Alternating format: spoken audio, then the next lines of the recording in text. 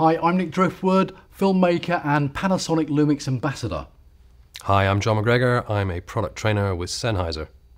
So what is a microphone? We're going to be going through the types of microphones and the patterns that they employ. But let's start off first with what is the difference between a dynamic microphone and a condenser? Absolutely. So dynamic microphone, for example, this one here. Dynamic microphones work off the electromagnetic principle. So inside we have a voice coil, a loop of metal with a diaphragm on top and a magnet behind it. And if you remember from your high school physics, as a piece of metal moves back and forwards in a magnetic field, you get a current induced. The great thing about dynamic microphones is they are rugged.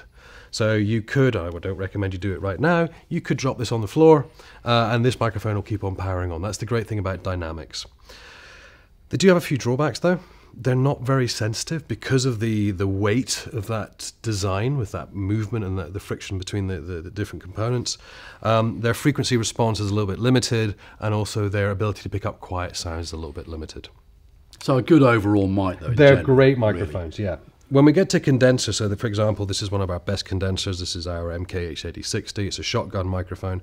But obviously you'll see condensers in other microphones such as Lavalier microphones and big studio microphones. Condenser microphones work off what we call capacitance principle. So internally it's a capacitor style capsule. We have a sheet of a very thin plastic, mylar, that's gold plated.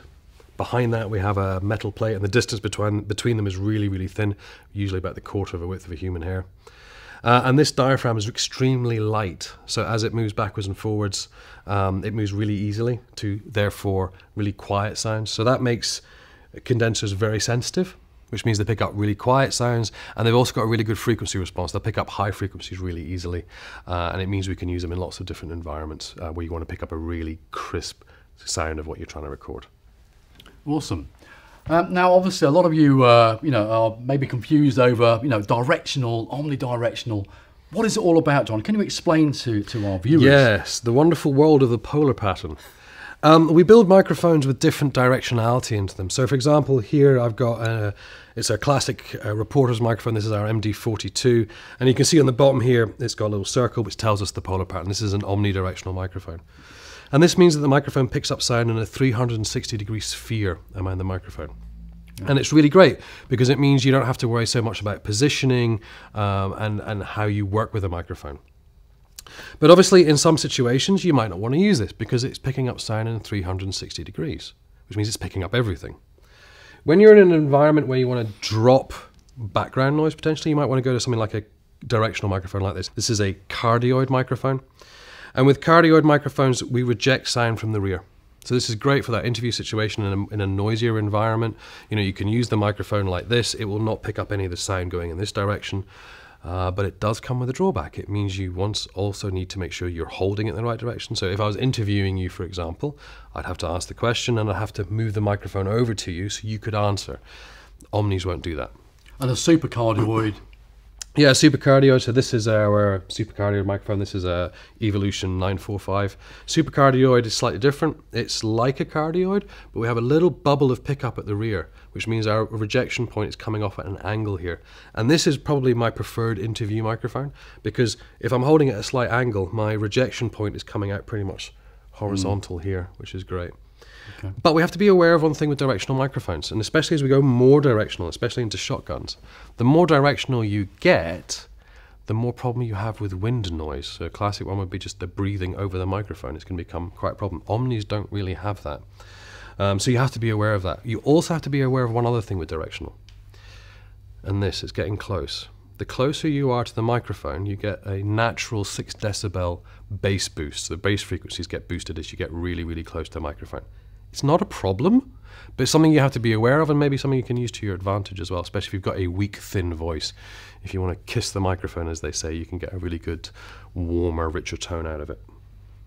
Great. And a Lavalier mic then, so Well, Lavalier microphones What's going on here? Well, they come in two flavors. The main one that we see is omnidirectional, and that's because it allows us to place it pretty much anywhere on the body, and we can pick up sound there. But you also do get directional Lavalier microphones, and once again, you just have to be aware of working with it.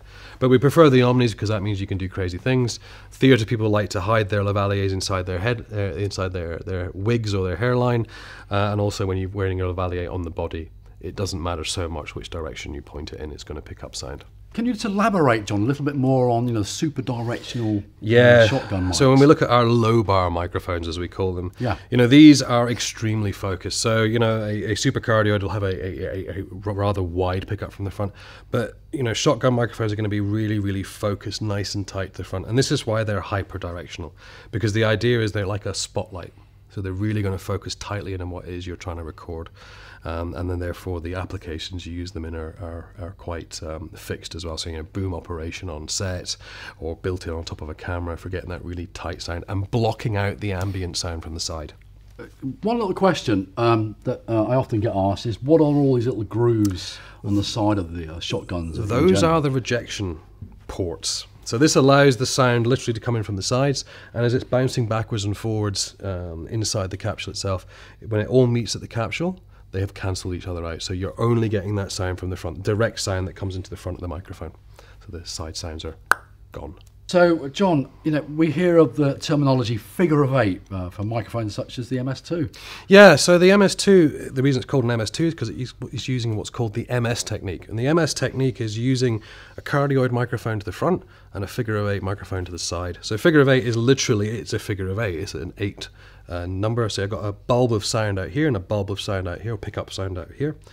And when you combine that with a cardioid microphone, you get this wonderful stereo effect. Normally, however, beyond an MS microphone, you will not see figure of eights in the filming world. It's used a lot in the recording industry, but yeah, in filming, not so much.